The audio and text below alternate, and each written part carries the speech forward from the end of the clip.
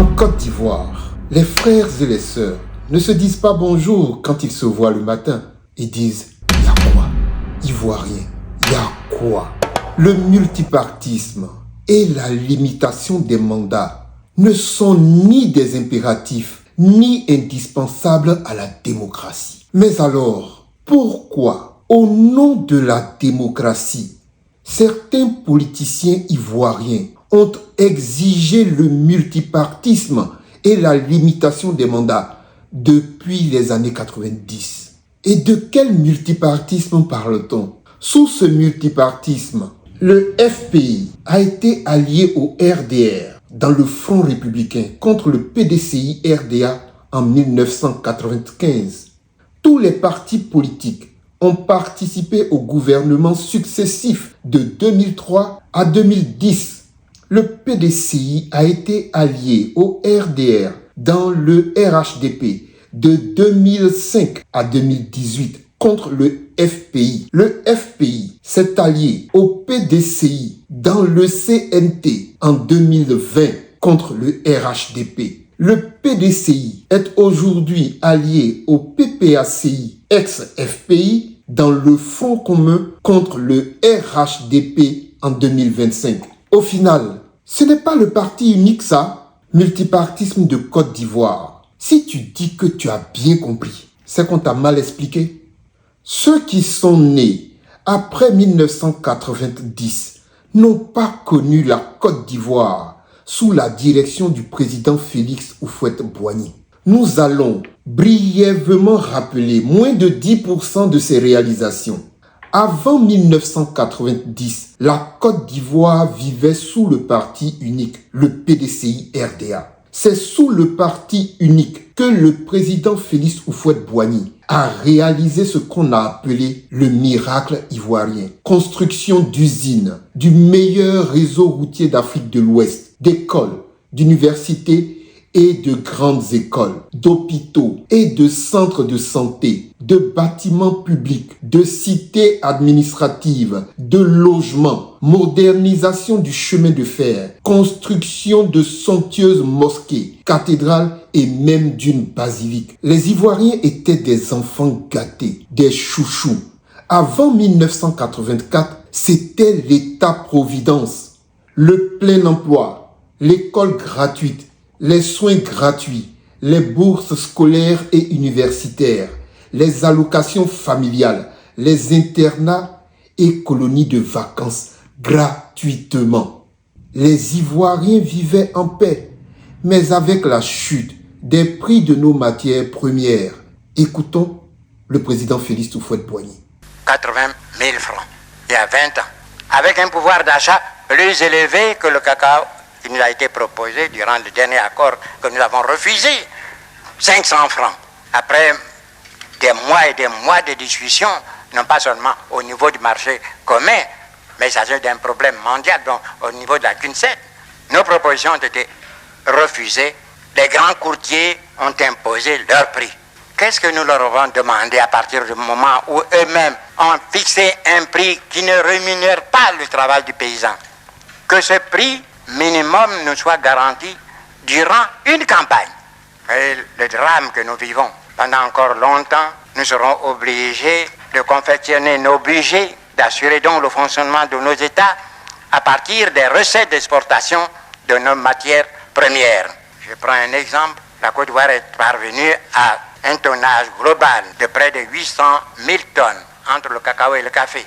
Il y a 2 ans, on nous payait au minimum 1000 francs le kilo, soit une recette de 800 milliards. Brutalement, on nous réduit de moitié et nous perdons 350 à 400 milliards. Quel est le pays industrialisé qui, voyant ses recettes diminuer de moitié, pourrait fonctionner sans que de plus grave ne se produise dans le pays?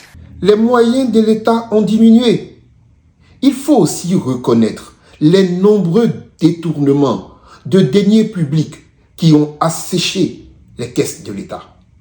Certains politiciens se présentant comme des opposants au parti unique et au président Félix Houphouët-Boigny ont exigé le multipartisme comme seule solution à tous nos problèmes.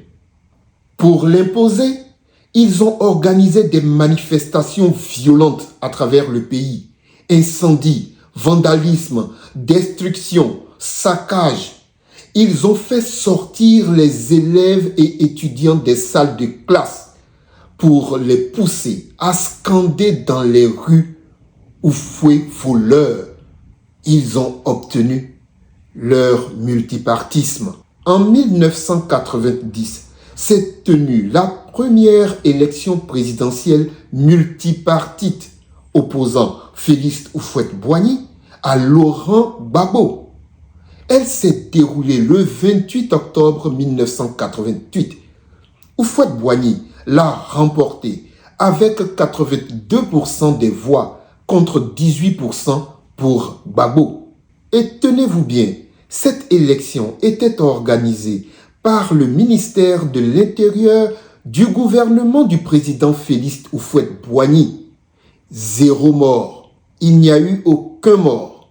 Affaibli par la maladie et meurtri par l'ingratitude de quelques Ivoiriens, le président Félix Houphouët-Boigny nous a quittés en 1993. Depuis son décès, les élections présidentielles sous le multipartisme entraînent régulièrement boycott actif, violence, destruction, assassinat, affrontements armés et des morts. Félix Houphouët-Boigny disait « Le vrai bonheur, on ne l'apprécie que lorsqu'on l'a perdu ». Ceux qui ont connu la Côte d'Ivoire sous le parti unique et qui vivent aujourd'hui sous le multipartisme, leur multipartisme, savent faire la différence.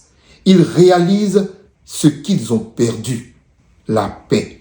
Le président Félix Houphouët-Boigny disait aussi « Le dialogue est l'arme des forts et non des faibles. C'est l'arme de ceux qui font passer les problèmes généraux avant leurs problèmes particuliers, avant les questions d'amour propre. » Aujourd'hui, on les entend tous réclamer le dialogue, seulement quand ça les arrange, surtout quand ils sont en position de faiblesse, alors que dans leur parti politique, il n'y a point de dialogue.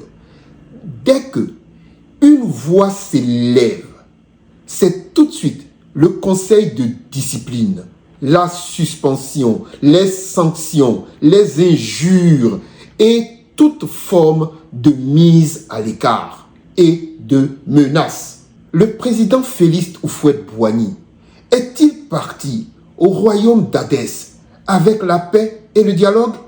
Non. Alors, que nous arrive-t-il en Côte d'Ivoire? C'est le karma.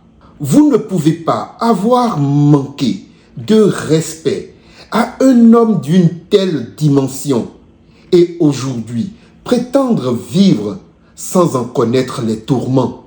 Certains devraient au minimum avoir de la décence et ne plus prétendre à diriger la Côte d'Ivoire après avoir récolté les fruits de ce qu'ils ont sémé.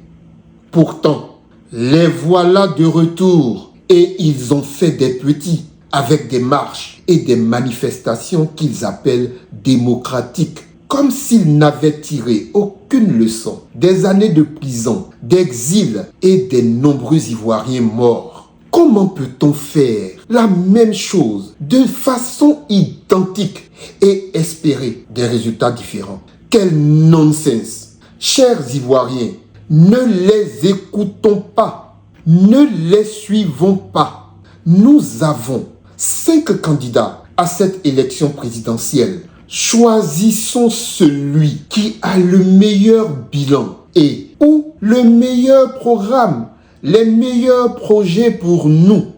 Nous en reparlerons. Rejoignez-nous, restons concentrés.